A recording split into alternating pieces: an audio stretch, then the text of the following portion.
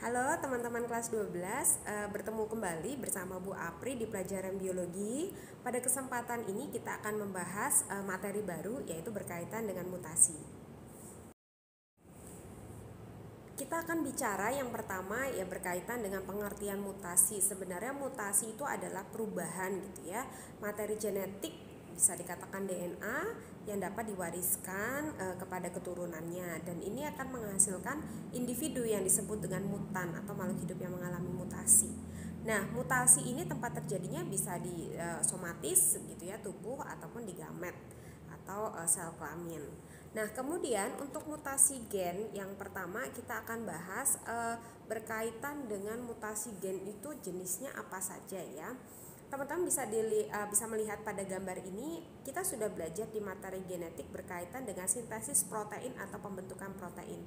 Nah, di mutasi gen ini ada beberapa yang bisa terjadi. Misalnya nih Bu Apri kasih contoh, ada suatu susunan basa, teman-teman masih ingat ya, AUG itu misalnya metionin, AAG lisin, fenilalanin, dan sebagainya.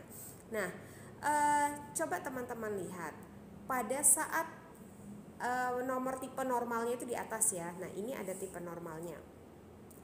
Kemudian ada terjadi suatunya perubahan susunan. Nah, contohnya yang pertama ini. Ini tidak berpengaruh pada urutan asam amino. Artinya GGU atau GGS begitu ya, ini Bu Apri lingkarin. Ini sama-sama terbentuknya glisin. Jadi kan ada daftar nama asam amino tuh, 3 basa atau triplet, dia akan membentuk satu asam amino. Ternyata ketika dicek di daftar nama asam amino, baik GGS yang contoh ini atau GGU, meskipun ada basa yang berubah, satunya urasil, satunya sitosin, ternyata hasil akhirnya tetap asam aminonya adalah glisin. Nah, ini disebut dengan tidak berpengaruh pada urutan asam amino, artinya sama gitu ya, masih dikatakan aman. Tapi kalau contoh yang kedua, teman-teman bisa lihat ini disebut dengan salah arti. Bisa teman-teman lihat, harusnya kebentuknya GGS, di sana terbentuknya AGS saat proses sintesis protein. Jelas harusnya terbentuk glisin, tetapi ini terbentuknya serin. Ser itu serin ya. Nah, karena terbentuknya ini berbeda gitu ya, jenis asam amino, maka sudah salah arti dalam proses sintesis proteinnya. Kemudian tanpa arti. Nah, tanpa arti itu artinya apa? Misalnya terjadi mutasinya di belakang AUG itu kan kodonnya start ya, atau memulai sintesis protein. Nah, di belakangnya harusnya terbentuk AAG gitu ya, pada tipe normalnya, ternyata dia terbentuk UAG. Nah, teman-teman tahu UAG itu adalah kode stop.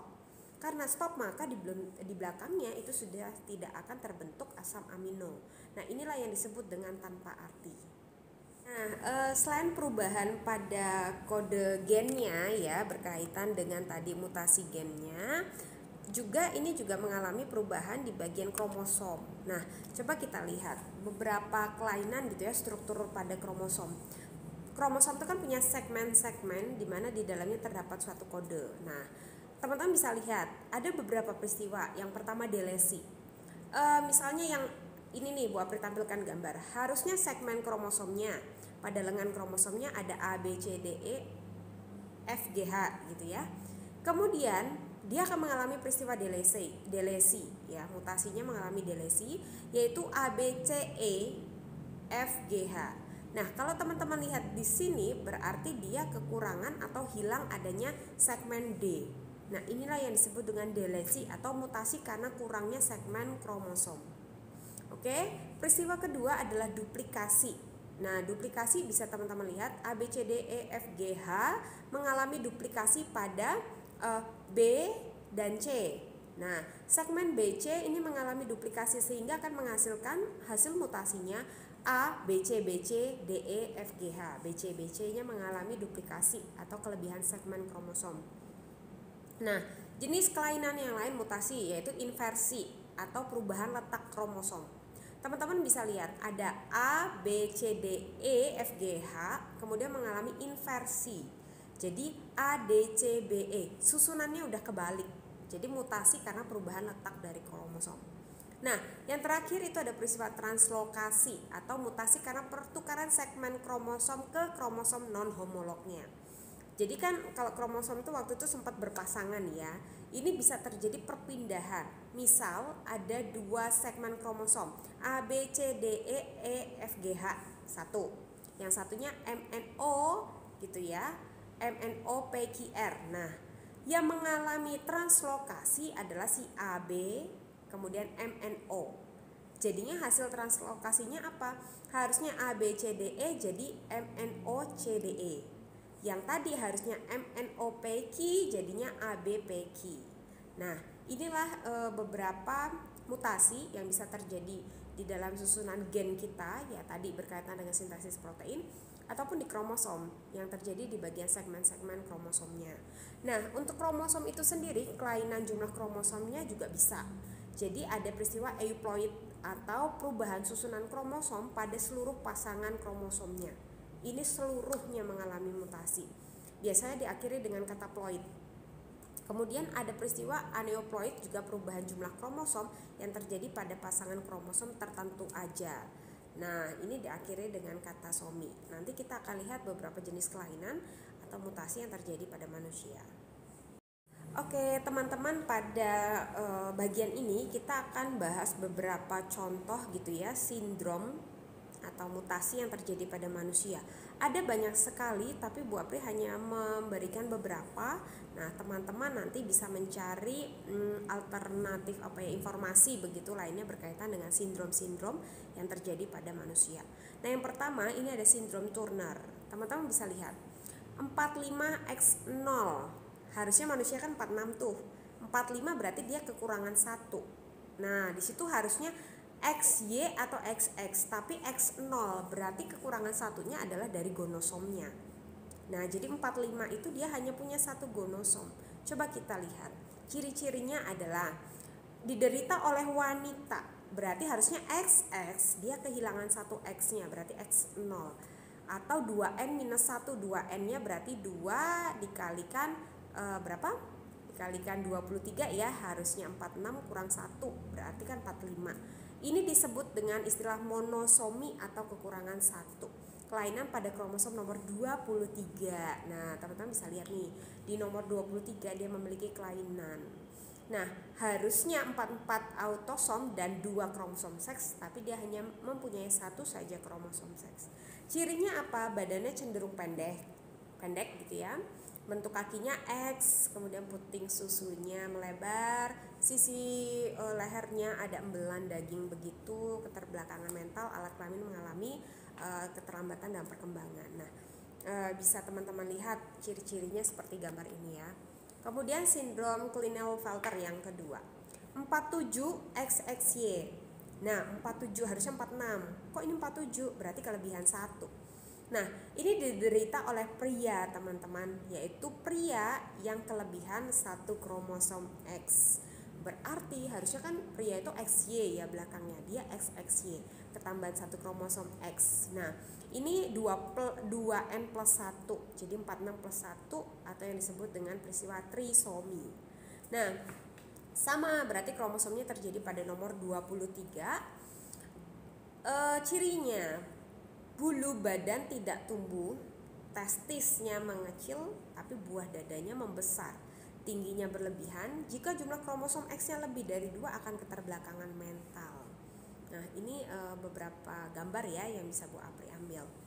Terus kemudian sindrom Jacob gitu ya, Jacob 47XYY. Nah, berarti sama pada kromosom nomor 23. Ini trisomi atau 2N plus 1, jumlahnya 47. Nah, ini diderita oleh pria lagi, kemudian kelebihannya kromosomnya Y, berarti semakin cowok banget gitu ya. Tetapi hati-hatinya begini, kelebihan kromosom Y pada sindrom Jacob ini akan berperawakan tinggi memang gitu ya, tapi dia antisosial dan agresif serta berperilakunya kasar. Nah, itu sindrom Jacob. Kemudian sindrom Down atau Down syndrome, ini yang biasa teman-teman jumpai, sama dia 2N plus 1 atau 47 kromosom. Nah, XX atau XY normal, tetapi ini terjadi pada autosomi atau tubuh ya, yaitu kromosom pada nomor 21. Nah, segmennya bisa kelihatan, jadi dia ketambahan 1 teman-teman. Nah, cirinya mongolisme ya, seperti mohon maaf ini kera begitu ya. bertelapak tebal seperti telapak tangan kerak, kemudian matanya sipit, miring, bibir tebal, kemudian sering mengeluarkan air liur, lidah menjulur, giginya kecil-kecil dan jarang-jarang. Biasanya IQ-nya 40 atau rendah ya untuk sindrom Down.